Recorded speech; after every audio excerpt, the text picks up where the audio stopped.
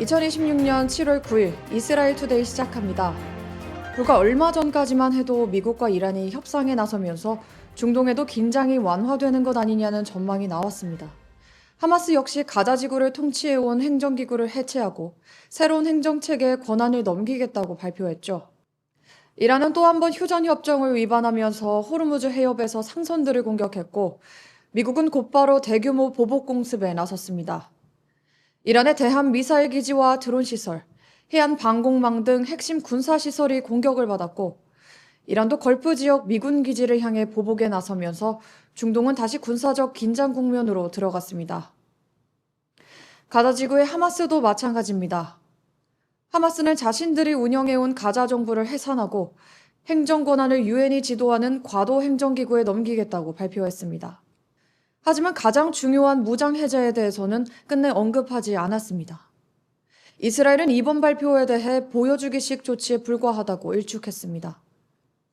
하마스가 무기를 내려놓지 않는 한 행정기구의 이름만 바뀔 뿐 실제 권력은 여전히 하마스가 행사하게 될 것이라는 겁니다. 그래서 말보다 행동을 봐야 합니다. 이란도 하마스도 발표만 가지고 판단해서는 안 된다는 겁니다. 왜냐하면 그들은 과거에도 지금도 거짓말을 일삼는 행보를 보여주고 있기 때문이죠. 이런 가운데 이스라엘은 10월 7일 하마스 테러 이후 전쟁 1000일이라는 상징적인 시점을 맞았습니다. 2023년 10월 7일 이후 1000일 동안 이스라엘은 완전히 다른 나라가 됐습니다. 여전히 전쟁은 끝나지 않았고 이스라엘은 국가 전략 자체를 바꿨습니다. 미국 의존도를 줄이며 자주 국방을 강화하고 있고 자체 무기와 탄약 생산을 빠르게 늘리고 있습니다. 이제는 국제사회의 눈치를 보기보다 필요하면 스스로 싸울 수 있는 국가로 체제를 바꾸고 있는 것입니다. 경제도 예상과 달랐습니다. 이스라엘의 텔아비브 증권거래소는 전쟁 속에서도 강한 상승세를 이어가며 세계 투자자들은 여전히 이스라엘의 회복력과 장기적인 경쟁력을 높게 평가하고 있습니다. 정치권의 분위기도 달라지고 있습니다.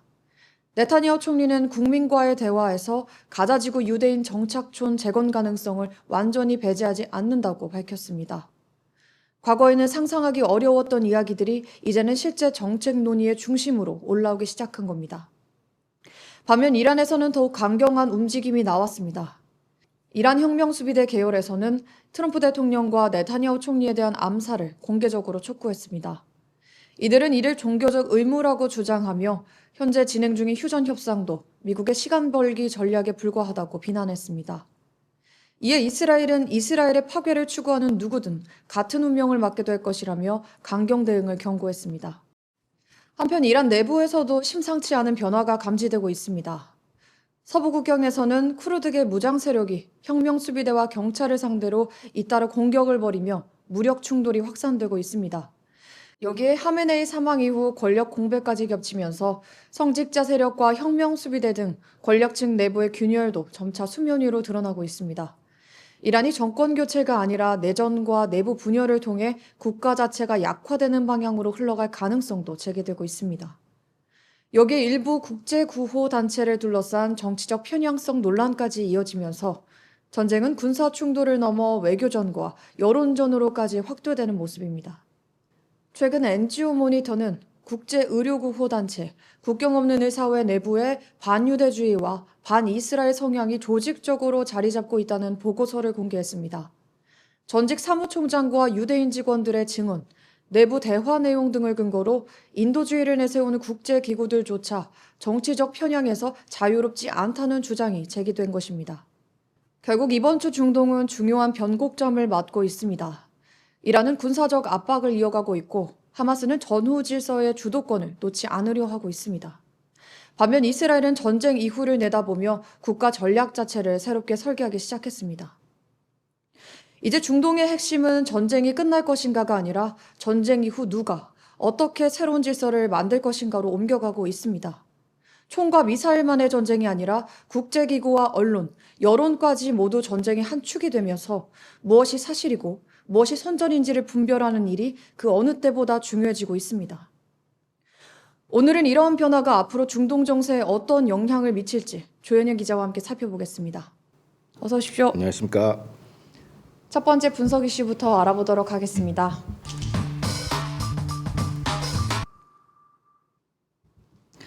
네, 지난 7월 4일에 이란 전 최고 지도자인 모하메드 하메네이 장례식이 열렸는데요. 이번에 사우디 대표단도 이제 참석을 했다고 하는데 이란의 공격 피해를 이번에 사우디도 많이 입지 않았었나요? 예, 근데 이번에 하메네이 장례식이 이제 어떻게 보면 이제 국제 외교 정치, 조문 정치가 돼 버렸어요. 그러니까 테헤란을 시작으로 9일까지 이제 6일장으로 합니다. 그래서 전 5개 메이저 도시를 이제 순회를 하고 있는데 여기 이제 누가 들어왔냐 보니까 중국, 러시아, 우방국가들이 조문단을 파견했고요. 70여 개 역국이 이제 참가했다고 외교부에서 발표했고, 중동에서는 이제 이라크 대통령, 파키스탄 총리, 터키 부통령 등이 고위급 인사가 참석했는데 여기에 의례적인 게 이제 말씀하신 것처럼 조문 외교 정치에 어떻게 보면 미사일 공격 피해자인 사우디가 이제 이번에 역시 그러니까 외무부 차관급을 이제 보냈어요. 굉장히 고위급이죠. 그래서 순위파 맹주로서 이제 상징적으로 참여한 거다라고 이제 설명할 수 있지만 조금 이건 좀 굴욕이 아닌가라는 게 있는데 왜 UAE랑 대치가 되거든요. UAE는 뭐 조문단 보냈는데 이제 하위직을 보냈어요. 상식 이제 고위급은 아니고. 그러니까 오히려 UAE는 사실상 불참했다 보고 오히려 그 시간이 이제 어떠냐면 7월 4일이에요. 그 미국 250주년 건국절인데 그때는 UAE는 이제 에어쇼에 참석을 했죠. 전투기 파병해가지고. 그래서 어떻게 보면 2월 28일 날 아랍에미리트가 이제 뭐라고 얘기했냐면 테러 무관용 원칙을 이제 선포를 했는데 그거를 상징보다 원칙을 선택했다. 현지에서는 평가하고 있습니다. 그런데 이번 장례식 분위기를 보니까 이게 단순히 추모 행사라기보다는 미국과 그리고 이스라엘에 대한 복수를 외치는 그런 행사에도 가까워 보이는데 그럼 사우디가 왜 그곳에 간 거죠? 그러니까 뭐 표면적으로는 이제 순위파 맹주로서 이제 뭐 법도 의례적인 거라고 얘기했지만은 평소 하메네이조차도 이제 사우디 왕정을 극혐했다고 합니다. 그러니까 무슨 얘기냐면 사우디 왕정이 생존을 위해서 미국과 이스라엘의 안보를 기대고 있다라고 해서 그걸 굉장히 이제 낮춰서 이제 평상시에 공격을 했고, 그런데 요번에는 이제 그 관을 이렇게 이동하면서 이게 쿨한 한 절씩 이게 하나 봐요. 그런데 사우디가 지나갈 때는 이제 좀 약간 좀 저격하는 그런 쿨한 구절을 얘기했다고 합니다. 그러면은 그걸 알면서도 사우디가 참석을 했는데 그럼 사우디가 이게 대인배라서 그런 건가? 그건 아니고요. 본질적으로 사우디 전략이라고 합니다. 사우디 전문가들이 얘기하기는 무슨 얘기냐? 후티 반군과 10년간 전쟁을 치르면서 이제 서방의 이제 지원이 오바마와 트럼프 행정부를 오가하면서 안정적인 지원이 안 들어오다 보니까 이거 우리 스스로 해결해야 된다 해서 이제 이란에 대한 태도가 바뀐 거예요. 그래서 또 최근에 이제 이란 미국의 MOU가 이제 하면서 이제 미국이 중동 안보 위협을 에너지 안보라는 아주 좁게 해석한 거 아니냐라고 해서 이란 문제는 우리가 독자적으로 해결하겠다라는 어떤 그런 전략적 포석이라고 사우디 전문가들은 그렇게 해요. 사우디 관점에서. 그래서 어떻게 보면은 이른바 약한 이란과 불편한 동고를 감수하는 게 사우디 전략이라는 것이죠. 그러니까 이게 어디서 출발된 거냐면 지난 2023년에 시진핑 어떻게 보면은 중국의 중재로 국교 정상을 했거든요. 이란하고 사우디하고. 그 대탕트 노선을 유지한다는 방침이라고 사우디 현지 전문가들이 얘기했습니다. 그 무슨 얘기냐면 즉 미국이 원천적으로 이란을 제거하지 못할 바에는 약한 이란과 적대적 공생 혹은 전략적 공생 관계를 유지해야 된다라고 하면서 이런 전략적 판단 하에서 조문단을 보냈다라고 설명을 하고 있습니다. 근데 정작 이 미국이 이란에게 이렇게 강경 대응을 하지 못한 거, 뭐 좁게 해석한 이 배경에는 오히려 사우디 때문이다, 뭐 이런 말이 있던데요. 그렇죠. 이제 뭐 서구 다양한 학자들의 의견을 종합하면 이렇죠. 그러니까 앞에서 언급한 뭐 전략적인 거는 약간 포장이고요. 그러니까 굴욕은 맞죠. 굴욕은 맞는데 고차원적 전략으로 이제 포장 치환하는 건데 실상은 뭐가 제일 두려우냐면 자유이란 레짐 체인지가 가장 두려운 거예요. 그 무슨 얘기냐? 최근 월스트리트저널과 채널 14 이스라엘 현지 채널 14 보도에 따르면 지난 4월에서 5월경에 이제 트럼프발 호르무즈 군사작전 장악을 하기 위해서 이제 조치를 하려고 했는데 여기에다가 사우디가 비토를 건 거예요. 그 무슨 얘기냐? 정확하게 얘기하면 2026년 5월 초에 트럼프 대통령이 발표한 프로젝트 프리덤이라고 해서 호르무즈를 이제 개방하기 위해서 이제 선박이나 일반 선박을 이제 호위 작전을 하려고 해서 해군을 파견을 하려고. 그 미국이 호송하겠다는 단기 작전이었는데 이걸 하려면은 이제 해군력만 투입되는 게 아니라 인근에 있는 공군력도 같이 투입되거든요. 현대전이라는 게 해군만 들어가는 게 아니라 육해공이 총합 합동 작전을 해야 되는데 여기서 사우디하고 쿠웨이트가 비토를 건 거예요. 즉 자국 공군기지와 영공호 사용을 제한하거나 중단을 한 것입니다. 당시에는 이게 보도가 안 됐어요. 그런데 자기 이제 사우디 같은 경우는 프린스 술탄 공군기지를 미군들이 사용하면 안 돼라고 얘기를 했던 것이죠. 왜냐하면 그 공격이 이제 자기한테로 오니까 그 피해가 무서워서 이제 하지 말아라고 얘기한 거고 이 결정은 트럼프 대통령과 MBS가 직접 통화를 했다고 합니다. 그래서 당시에 미국은 프로젝트 프리덤 작전을 발표한 지 한 36에서 48시간 만에 작전을 중단을 했어요. 그리고 일시 중지를 시켰죠. 미국은 이게 대해서 굉장히 세게 반발하다가 뭐 이렇게 이제 연공 제한은 풀어주고 뭐 이런 식으로 이제 어떻게 보면 봉합은 됐는데 결론적으로 지난 4월부터 이란 전쟁의 분수령이었던 이른바 카르그 섬 점령, 그러니까 단기 군사 작전이죠. 해군력 플러스 이제 해병대나 이제 백일 공수여단이 투입이 돼야 되는데 이거는 이미 다 전개를 해놨는데 주변국이 반대했다는 것, 대표적으로 사우디가 반대했다는 게 요번에 이제 드러나기 시작한 거죠. 그러니까 이스라엘 뉴스에도 나왔어요. 이제 백일 공수여단이 어디서 대기하고 있었냐면 이스라엘에서 대기하고 있었어요. 작전 명령만 기다리고 있었는데 이때 이제 사우디가 반대해서 못 갔다라는 게 어떻게 보면 그 당시 루머였는데 이제 어떻게 보면 확증이 된 것이죠.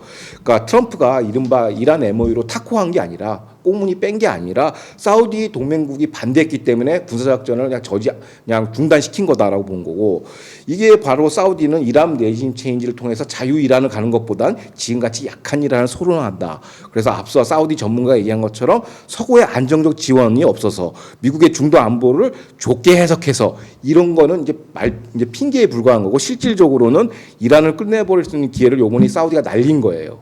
왜냐하면 본인한테 피해 간다 단기적으로 하지만 궁극적으로는 사우디는 약한 이란이 관리 가능한 이란이 더 선호된다라는 것이 요번에 드러났죠. 그러면 미군의 향후 행보에도 어떤 변화가 있을까요? 그러니까 현재 미 중부사령부는 미국 전력을 상대적으로 우호적이고 안전한 이스라엘 네게브 사막으로 옮길까를 지금 검토하고 있다고 합니다. 이 사건을 계기로 표면적인 기사는 이제 군사적인 방어 조치로 이제 우리가 설명할 수 있지만 내용적으로는 이제 어떻게 보면 미군 기지를 이제 갖다 놓는 거는 그 자체가 억지력이죠. 근데 이란이 공격함으로써 사실상 그 억지력이 파괴된 거예요. 그러다 보니까 미군 기지가 있다고 해서 안보를 담보할 수 없고 오히려 전장화가 된다라는 게 주재국들 대표적으로 사우디하고 쿠웨이트가 그렇게 생각하는 것 같아요. 그래서 어떻게 보면 미국과 사우디의 이해관계가 점점 벌어지고 있다. 그리고 요번 그 결과값이 이제 MOU로 온 것이죠. 그러면 사우디 이란 행태가 이번에 미국이 급하게 이른바 졸속으로 체결한 이란 MOU와도 어떤 연관성이 있는 건가요? 그러니까 사우디 같은 경우는 이제 리스크 제로의 미국 안보 무인승차에 익숙한 사우디가 이제 자국 시설 피해가 거기에 대한 우려 때문에 이제 호르무즈 작전을 이제 비토한 것이죠. 그러니까 이것 때문에 사실상 졸속 MOU가 체결됐다고 보는 게 정확할 것 같습니다. 그 전까지는 이제 관련 보도가 안 나와서 저도 이제 미국 국내 정치의 문제가 아닌가라고 했는데 물론 그 요인도 있어요. 중간 선거 관리해서 이제 유가나 이런 지표 관리 차원도 있지만 여론이 안 좋고, 하지만은 결정적으로는 제가 보기엔 핵심 이스라엘 갖고는 좀 부족하거든요. 중동 걸프 국가들이 다 참여를 해줘야 이란을 완전히 정리할 수 있고 밀봉할 수 있는데 사우디가 그냥 이탈해 버리니까 이게 핵심이고. 호르무즈 장악 군사작전 비탄의 결값이 바로 이란 MOU라는 거고 그걸 이제 인지하자마자 트럼프 대통령 추구 전략을 이제 선택한 거죠. 그게 바로 JD 밴스의 어떻게 보면 다극주의 세력균형 절제파를 손을 들어주고 그 사람이 이제 MOU 협상에 나서게끔 하는 어떻게 보면 트럼프의 선택이 여기서 드러나는 거예요. 그러니까 저는 이제 내부 어떤 계파 갈등에서 이제 JD 밴스가 승리한 줄 알았는데 트럼프 대통령이 윤허를 한 것이죠. 그린라이트를 때린 거예요. JD 밴스한테. 어차피 사우디가 협조를 안 하니까 이제는 네 방식대로 이른바 다국주의 세력균형 절제 방식으로 가자 해서 MOU가 나온 거죠. 그러니까 이게 어떻게 보면 책임의 소지를 따지면은 JD 밴스보단 저는 이번 이란 MOU는 사우디라고 저는 보여집니다. 그런데 이런 사우디의 변화가 또 경제 전략에서도 그대로 또 나타나고 있다고요.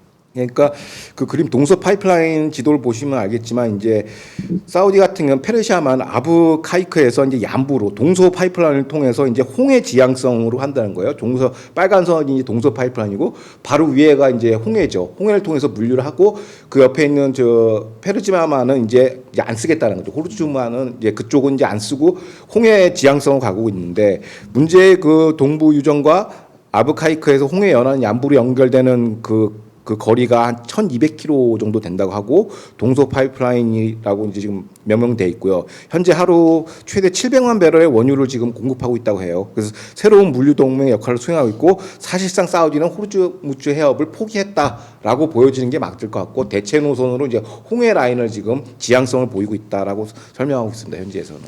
근데 심지어 지금 사우디가 인도랑 중동 그리고 유럽을 잇는 이 경제회랑 이른바 IMEC라고 하죠. 이 IMEC에서도 이스라엘을 배제한 새로운 구상을 추진하고 있다라고 하는데요. 그러니까 현재 그 질문에 답을 하기 전에 지금 현재 IMF 상태는 어떤지 우리가 좀 알아볼 필요가 있는데 지금 현재 IMF 상태는 어떻게 보면 이제 북부 구간이죠. 그러니까 중동에서 유럽으로 넘어가는 구간, 걸프, 요르단, 이스라엘, 유럽은 지금 사실상 지연이나 개점 휴업 상태예요. 보류 상태고 반면 동부 구간, 그러니까 인도로 빠져나가는 구간, 이제 걸프항에서 인도로 빠져나가는 구간은 제한적 진전이 있어요. 개별적으로 해가지고 거기서 이제 물동량이 조금 있는데 위로 가는 건 지금 꽉 막혀 있단 말이에요. 왜냐하면 아이맥의 핵심이 뭐냐면 이스라엘을 경유해서 들어가야 되거든요. 그런데 이게 원인이 뭐냐? 사우디가 원인이에요. 왜? 사우디가 이스라엘과 정상을 안 하기 때문에 이 경제 회랑도 지금 약간 그 북부 구간은 올스톱 상태다. 그런 게 지금 현재 아이맥 상태고 그래서 그러면은 왜 그러면 이스라엘은 어떤 식으로 지금 이스라엘이 아니라 그러면 이스라엘 하이파를 경유해야 되는데 사우디는 어떤 구상을 하고 있는가 그 그림을 보시면 아시겠지만 저 내용을 통해서 이스라엘 거치지 않고 전부 다 이제 그들만의 새로운 물류망 허브를 지금 만들고 있습니다. 그래서 이제 이스라엘 경유하지 않는 방식인데 크게 대체 경로는 두 가지예요. 육상 경로가 두 가지. 첫 번째가 바로 그 PNG 파일 보여주시면 아시겠지만 첫 번째는 북부 육로 축입니다. 저기서 보면은 이스라엘이 회색지대인데 저 위로 나가는 게 있죠. 철도로. 저게 바로 뭐냐면 요르단 국경을 거쳐서 시리아 다마스쿠를 거쳐서 터키의 노선을 거쳐서 유럽으로 연결되는 철도망이에요. 북쪽으로 올라가는 게. 저 노선으로 가는 거죠. 그러니까 이스라엘 북쪽으로 우회해서 올라가서 이제 지중해나 유럽으로 연결되겠다. 저게 철도 노선 다시 한번 말씀드리면 요르단의 알 하드사 국경을 거쳐서 시리아 다마스쿠스와 터키를 연결해서 유럽으로 연결되는 구상이죠. 완전 그러니까 사우디에서 네옴에서 그러니까 이스라엘 완전 육상에서 배제시키는 겁니다. 그런데 이 북부 육로 노선이 완성이 되려면 결국에는 시리아를 지날 수밖에 없는 건데 근데 지금 사우디랑 시리아의 관계가 좀 어떤가요? 그러니까 시리아는 뭐 다들 아시겠지만 오랜 내전 기간 동안 이제 국가가 이제 파괴된 상태지 않습니까? 그래서 그 그림 보시지만 알겠지만 광 케이블을 지금 저렇게 하고 있어요. 원래는 광 케이블은 이스라엘 경유해서 이제 그리스 지중해로 빠져나가는데 사우디는 지금 그걸 우회해서 북쪽 시리아로 좀 하려고 해요. 그러니까 경제 투자를 하는 것이죠. 그러니까 내전으로 빠개진 어떻게 보면 내전 상태인 재건 사업이 필요한 이 시리아에다가 대규모 재건 자금을 좀 투입하고 있어 사우디가. 그러니까 시리아 개발에 어떻게 보면 가장 큰 손이 누구냐? 사우디라고 볼 수 있어요. 이거 하는 이유가 뭐냐면 그 광 케이블 선 인터넷 선이죠. 그거를 갖다가 이스라엘 경유하지 않고 북쪽 시리아로 뽑아내기 위해서 지금 저런 노력을 하고 있고 어떻게 보면 이거는 광 케이블 프로젝트 이스투메드 역시 시리아를 경유하도록 했기 때문에 이거는 이스라엘 배제라는 어떤 인디케이션이 명확하게 드러나는 것이죠. 근데 그래도 이제 보통 뭐 유럽으로 들어가려고 하면은 지중해를 이제 진출을 해야 하는데 이스라엘을 거치지 않고 지중해로 들어가는 어떤 해상 노선 대안도 있는 건가요? 그러니까 앞서 얘기한 것처럼 이스라엘 배제한 두 가지 노선을 갔다고 했죠. 이제 첫 번째는 이제 북쪽으로 육로를 통해서 터키를 통해서 들어가는 거. 둘째는 뭐냐면 이집트 연육교 축입니다. 이게 뭐냐면 네온과 이집트 시나이 반도를 연결하는 이제 그 육교를 이제 쓰는 거예요. 그 40억 달러의 연육교인데 저 그림을 보시면 아시겠지만 이집트하고 저 시나이 반도하고 사우디아라비아하고 바로 연결하는 거예요. 빨간색 선으로. 저게 이제 커스웨이라고 연육교라고 하는데 이게 여기를 통해서 지중해로 빠져나가겠다는 거예요. IMF의 본질은 뭐냐면 이스라엘 통해서 이제 지중해로 빠져나가는 건데 그것만 딱 이제 배제해놓고 북쪽으로 터키, 남쪽으로는 저 이집트 수에즈 운하를 통해서 나가는 거고 홍해의 새로운 수출 관문, 그러니까 이른바 홍해 개발권에다가 호르무즈 포기하고 홍해로 중심을 갖겠다는 얘기고 종합해서 사진을 다시 한번 보면은 그 PNG 사진 종합 버전을 보시면 아시겠지만 여기서 보면은 이스라엘 배제의 아이맥은 아랍에미리트 걸프에서 출발해서 사우디 내륙 그 다음에 홍해를 거쳐서 이집트, 요르단, 시리아, 터키로 이어지는 독자적인 경제 회랑을 지금 추진하고 있습니다. 이스라엘이 완전 빠진 거죠. 회색만 저기만 빠뜨려 놓고 위아래로 이제 빠져나가는 구조를 지금 만들고 있습니다. 그러면 사우디가 이렇게 IMEC 원래 이스라엘이 핵심으로 들어가야 하는데 지금 이스라엘을 배제한 건데 이에 대해서 이스라엘 측에서는 어떤 반응이 있습니까? 그러니까 이스라엘 같은 경우는 지금 공식 반응은 없어요. 공식 반응은 없고 두 가지 갈래로 지금 하는데 그러니까 수면 아래에서 치열한 사파 싸움이 있는 거예요. 이 사우디의 독자 IMF도 자기네들이 발표한 게 아니라 지금 그 수면 아래에서 이런 작업을 지금 진행하고 있는 게 지금 포착이 된 것이죠. 이스라엘은 어떡하냐? 그 핵심 북부 그 육로가 핵심이 시리아거든요. 시리아는 열십자로서 어떻게 보면 라반트 지역의 핵심 그 전략적 요충지죠. 그러니까 이걸 먼저 이제 사우디가 장악을 하려고 하는데 이스라엘도 이거 양보 안 하거든요. 시리아에 뭐가 있냐? 그 두루족 보호 차원에서 시리아 남부 국경을 지금 이스라엘이 장악하고 있습니다.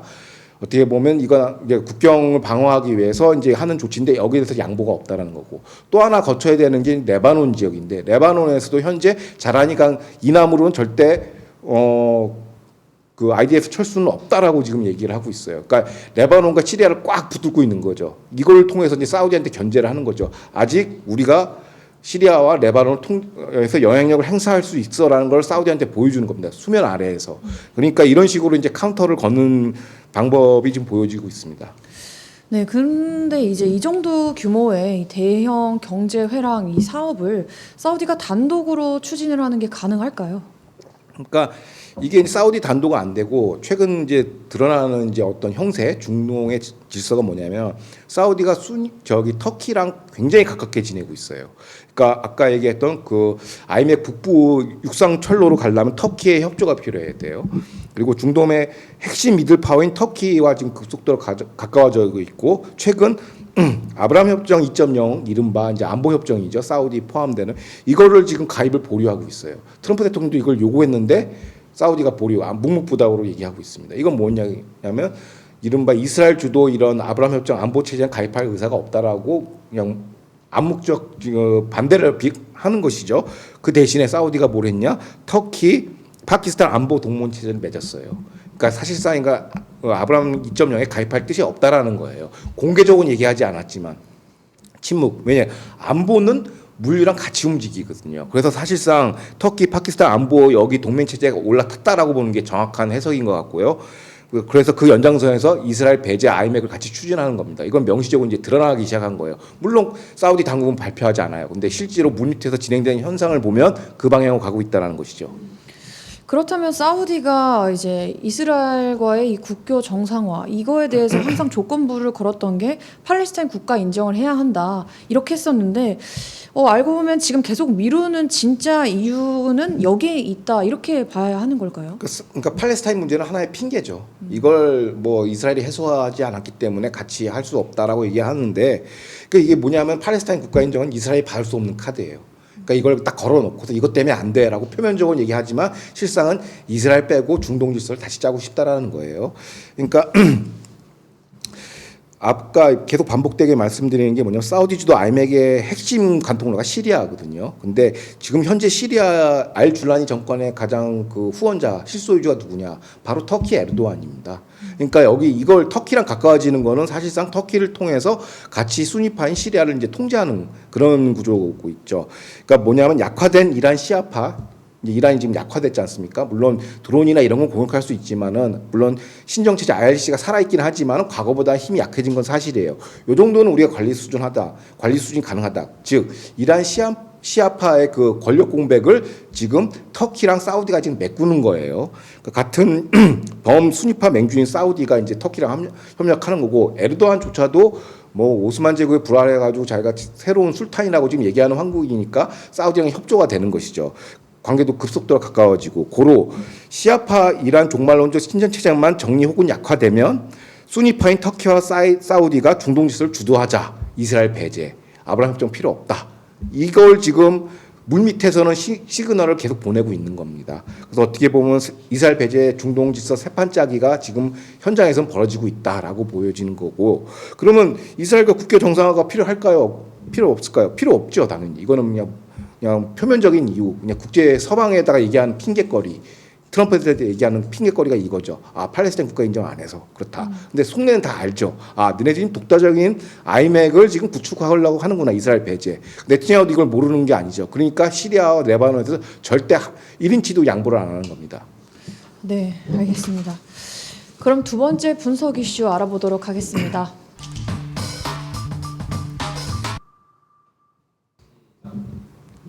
네, 요즘 또 제3성전 이야기가 나오고 있는데요. 사실 제3성전 준비는 예전부터 거의 다 끝났다 이렇게 이야기가 많이 나왔었잖아요. 근데 왜 요즘 들어서 또다시 이렇게 제3성전 이야기가 많이 나오는 거죠? 이번에는 뭐 달라진 게 있는 건가요? 그러니까 그동안에는 이제 제3성전 그 자체에만 우리가 집중해서 얘기하고 간헐적 보도가 나왔는데, 지금은 이제 그 관련 단체들이나 연구소에서 이제 좀 큰 비전을 좀 내놓고 있어요. 그 대표적으로 뭐냐면 물질적, 의례적, 제의적, 인프라적 준비가 사실상 완성 단계에 진입했다라고 얘기하고 있습니다. 그러니까 이게 뭐냐면 단순히 종교적 열망을 넘어서 국가적 물육 체계와 군사적 상징물이 성전 재건까지 이제 같이 가고 있다라는 거예요. 성전에만 포커스된 게 아니라 그 주변부도 같이 지금 그쪽 방향으로 가고 있다는 얘기인데, 그럼 무슨 얘기냐? 그 제의적 도구의 부활, 이른바 전쟁에서 울려 퍼지는 은나팔, 실버 그 나팔이 있나 봐요. 그게 성전 연구소에서 지금 전문가에 따르면 이거가 성전 제사에 필요한 건데 이게 지금 현장에 배치됐다는 거예요. 그 무슨 얘기냐? 은나팔 실전 배치라고 하는데 가자, 레바논, 시리아 지금 전선에 IDF 전선에 투입됐다는 거예요. 전쟁 올 때 이 은나팔 불고 시작한다는 거예요. 대표적으로 그 정통파 부대인 네차 예후다 부대는 이걸 하고 의식을 하고 이제 작전에 투입한다고 해요. 그러니까 이거는 좀 괄목한 부분이죠. 은나팔 상징이 있고, 또 붉은 암송아지의 정결례, 이건 뭐냐면 붉은 암송아지라고 우리가 많이 알고 있었죠. 근데 이거는 2020년에 텍사스에서 그 소가 나와가지고 그걸 수입해가지고 여러 차례 이제 배양을 했나 봐요. 그런데 현지 그 전문가들 그 연구소에 따르면 이미 다 완성됐다라는 거예요. 그러니까 이게 송아지가 크면서 뭐 털이 바뀌면 이거 약간 이게 불량 취급을 하나 봐요. 근데 지금은 완벽한 그 붉은 송아지와 성장해서도 이제 붉은색을 유지하는 순결한 송아지를 여러 마리를 이렇게 확보했다고 얘기를 해요. 그러니까 이게 왜 중요하냐면 이스라엘 내부적으로만 중요한 게 아니라 사실상 그 10월 7일 하마스 공격할 때도 그들이 표현한 게 아크사 홍수 작전이거든요. 이 붉은 송아지 제사를 저지하기 위해서 작전을 한 거예요. 그런 이제 신학적 맥락도 있다라는 거죠. 그러니까 군사적 맥락뿐만 아니라 신학적 맥락. 그래서 어떻게 보면 적들이 더 잘하는 거지. 그 붉은 암송아지 정결례가 다가오고 있다. 근데 이미 다 준비됐다라는 거예요. 그러니까 이게 나왔다고 해서 뭐 제3성전 바로 가느냐 그건 아니지만 이미 다 준비가 세팅이 끝났다라는 거예요. 그리고 가장 중요한 장소인 성전산에서도 예전과는 다른 변화가 나타나고 있다고 하는데 어떤 변화가 나타나고 있는 겁니까? 그러니까 상징적인 정점이 바로 이제 언약궤거든요. 근데 언약궤에 대해서 이제 여러 가지 이제 그동안에 이제 카더라 얘기가 많았는데, 이 분야 전문가, 이 운동을 전문적으로 하는 그 단체와 그 시민단체 그 조시 완더라는 그 랍비는 이렇게 얘기합니다. 알아야 할 필요가 있는 사람들은 위치를 알고 있다. 그러니까 있다라는 얘기예요. 근데 그럼 왜 공개 안 해? 만약에 세속 당국에 의해서 이게 발견이 되면은 박물관 박제화되기 때문에 전략적으로 기밀을 유지한다. 이런 식으로 얘기를 하더라고요. 그럼 사실상 있다는 얘기죠. 그러니까 언약궤는 지금 준비돼 있다라고 얘기하는 거예요. 그 동안에는 이게 있네 없네 약간 설레가 있는데, 이 관련 단체에 주도하는 그 알리아 운동을 동시에 하는 거예요. 그게 성전하고 알리아하고 따로 움직이는 게 아니라 그러니까 하나의 테마라고 보는 것이죠. 그 조시아 완더 단체장 얘기에 따르면은 알아야 할 필요가 있는 사람들 위치를 알고 있다는 걸 알고 있다라는 거죠. 그 준비돼 있다라는 거예요. 그러니까 이런 면에서 어떻게 보면 성궤는 완성 다 갖췄다라는 거죠. 그래서 이제 또 하나는 성전상 회당 계획 3개의 또 토라 두루마리가 있어야 되나 봐요. 근데 그것도 다 확보돼 있다. 그러니까 주변부 작업은 다 끝났다라는 거예요. 그렇게 이제 설명을 하고 있더라고요. 그런데 이번에 이런 움직임이 일부 종교인들만의 이야기가 아니라 이스라엘 정부 그리고 이스라엘 정치권도 적극적으로 나서고 있다고 하네요. 그러니까 이른바 성전산의 그 스테레스라고 하죠. 그 성전산의 관할권이 누구한테 있느냐라고 했을 때 이제 지난 건국 전쟁, 그러니까 6.1 전쟁 당시에 이스라엘이 수복을 했어요. 그런데 그 평화협정, 주변국 아랍국하고 친하게 지내기 위해 평화협정을 화평을 맺기 위해서 이걸 양보를 했어요. 성전산을 누구한테? 요르단한테. 그러니까 요르단이 사실상 이거 커스토리언 관리자예요. 그런데 그래서 그거를 이제 현상 유지하자가 이른바 스테레스코 정책을 유지하는 게 이스라엘의 공식적인 입장이에요. 그런데 최근 들어서 이제 벤그리브 국가안전부 장관이 들어와서 이걸 야금야금 이제 해체하고 있어요. 그러니까 일단 어떤 명분을 깃발 들어놓냐? 성전산에서 물론 너네도 예배 드려라. 근데 우리도 예배 드리게 해달라면서 종교자유 프레임으로 들어왔어요. 정치적으로. 그래서 성전산의 종교자유 프레임을 지금 선포하고 있고요. 그 영향력 안에 벤그리브 국가안전부 장관이 지금 탄핵 당한 애 만에 지금 굉장히 복잡해요. 맨날 극으로 찍혀 있고 욕바지 역할을 하고 있는데 그 사람이 수면 아래서 뭘 하고 있냐면 경찰 보안 정책이 바뀌고 있어요. 슬슬. 그 다음에 유대인 방문객도 증가하고 있고 기도 허용도 지금 점점 늘리고 있어요. 아주 조그만 스텝이지만은 과거보다는 확실히 진일보하게 좀 점진적으로 늘어나고 있고 범위 확대 시도도 하고 있습니다. 시간, 장소 등등.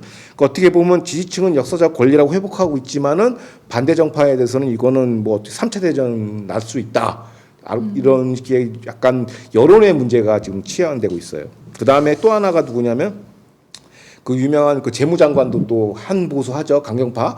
이 재무장관 같은 경우 서한진구 82%를 부동산 거래 정부가 매입을 해버렸어요. 그러니까 자꾸 이거 언론에서 그걸 병합하는데 병합이라고 하면은 군사력으로 이렇게 들어가는 걸 병합이라고 하거든요. 근데 이거는 82% 병합이라는 보다는 부동산을 그냥 정부가 수용을 해버린 거예요. 그러니까 팔레스타인을 쫓아낸 게 아니라 돈 주고 정부가 돈을 주고 내보낸 거죠. 그리고 이걸 일반 부동산 거래화 시킨다. 그게 82%예요.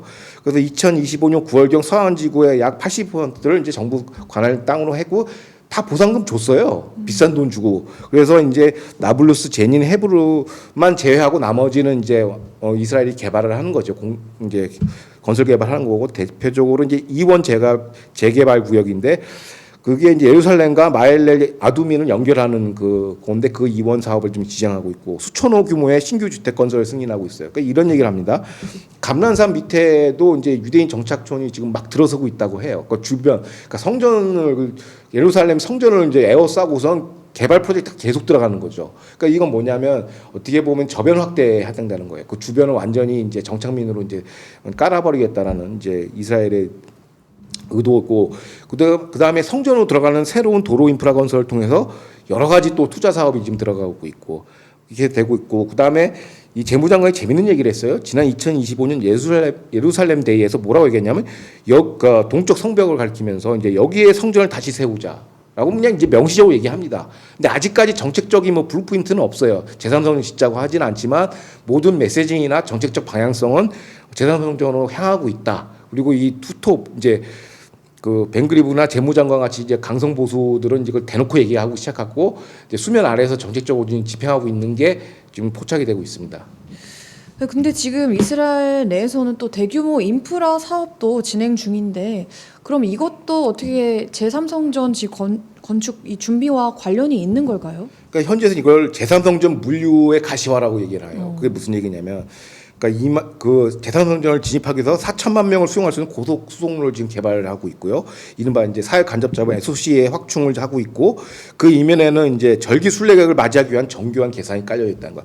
순례객을 많이 하려면 교통이 편해야 되거든요. 그래서 그 물류 인프라를 깔고 있고 대표적으로 벤구리온 공항 확장을 했어요. 그래서 이제 확장 공사인데 4천만 명의 승객을 지금 수용할 수 있는 공항 확장 공사를 하고 있고요. 이른바 신학적으로 보면은 이제 독수리의 날개를 타고 들어올 수 있는 그 베이스를 마련하는 거고, 그 다음에 성전산 직통, 그러니까 템플 마운트 직통 케이블카, 시간당 3,000명을 후송할 수 있는 케이블카 시스템을 지금 구축 중에 있다라는 거예요. 그러니까 물류 인프라를 이런 식으로 만들어가는 거죠. 그러니까 우리는 그동안 제3 성전에만 포커스를 했는데 그 주변부에서 어떤 일이 벌어지고 있는가, 이런 새로운 물류 인프라가 들어오고 있다는 거고. 공항에서 예루살렘까지 지금 20분 만에 주파할 수 있는 그 목표로 지금 주변 인프라 공사를 하고 있다는 겁니다. 그리고 지금 이스라엘 국민들의 이 지지율도 이 제3성전에 대한 이 지지율도 10월 7일 이후에 이제 예전과 또 달라졌다고 하는데 지금 이스라엘 국민 실제 여론은 좀 어떻습니까? 그러니까 이 관련해서 제3성전 여론 그 조사에 관해서 지난 2013년 조사가 있어요. 거기서는 약 30%의 유대인만이 제3성전 재건을 찬성하고 있었는데 2026년 중반, 그러니까 올해 상반기죠. 그러니까 10월 7일 이후에는 어떻게 됐냐? 제3성전 재건에 대해서 이스라엘 국민 55%가 찬성하고 있어요. 50에서 55%가. 반대만이 29%로 돼 있고요. 그러니까 이런 변화는 단순한 이제 종교적 열망이 아니라 10월 7일 이후에 이제 어떤 각성이 일어나는 거죠. 그러니까 우리가 아무리 주변국과 평화를 위해서 여러 가지 평화 조약을 맺고 뭐 시나이 반도에서도 평화 협정 맺고 등등 이렇게 했지만 결국에 돌아온 건 10월 7일이다. 그래서 이제 신적인 위임, 디바인 맨데이트를 받고 우리가 이 제사를 제상전을 통해서 제사를 드려야 된다는 그게 이제 하나로 모이고 있어요. 지정학적 현실과 그게 핵심이 10월 7일 사태예요. 10월 7일 사태 이후에 이제 대규모적인 국민적 각성이 일어나는 것이죠. 그렇다면 지금 제3성전 재건을 막고 있는 가장 큰 장애물은 또 어떤 것이고 앞으로 실제 가능성에 대해서는 어떻게 보십니까? 그러니까 이 장애물이라는 건 심리적 장애거든요. 그러니까 왜냐하면 유대인이 기도를 하면은 대재앙이 일어난다. 3차 대전이 일어난다. 중동 3차 대전, 아랍이 가만 안 있다. 이라고 이 담론이 한 60년, 한 40년 정도 지배해 왔는데 이게 이제 깨진 거예요. 10월 7일 이후에. 그래서 어떻게 보면 물리적 인프라나 뭐 재상문제, 재료, 뭐 암소화 이런 거 다 끝났어요. 준비가 다 끝났고 남아 있는 건 뭐냐? 국민들의 결단. 각성이 얼마까지 가느냐는 거죠. 그러니까 단독으로 갈 수 있는 정치력과 이걸 뒷받침할 수 있는 이스라엘 국민들의 의지 이게 중요하고 어떻게 보면 심리적 한계만이 우리의 적이다라는 거죠. 어떻게 보면 메뚜기 콤플렉스에서 벗어나서 이스라엘이 그 신성한 위임, 디바인 맨데이트를 이제 실천하자라는 여론이 더 있어야 이제 이거는 진행이 된다라는 거예요. 그러니까 우리는 이른바 이제 기독교 시온주의 관점에서는 이제 뭐가 나와야 되고 하나의 엔타임의 이정표로만 보지만 이스라엘 시온주의는 조금 달라요. 이거는 이제 국가의 완전한 회복. 지금은 그냥 뭐 유엔에서 48년에 건국한 국가적 세속적 국가로서의 회복이지만 완전한 유대 국민 국가는 아니거든요. 그게 되려면 성전 제사가 있어야 돼요.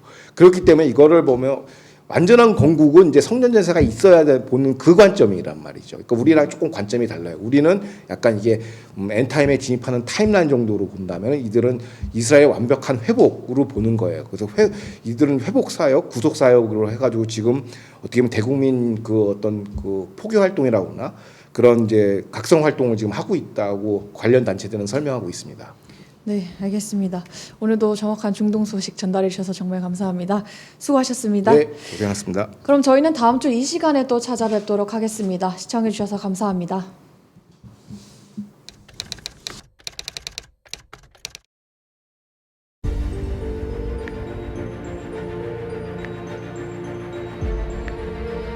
حزنين بنات استشهد ايش جنبي قاعدين على باب البيت يعني داخلين الارض المتر مقاومين وكانهم منفلتين عن القانون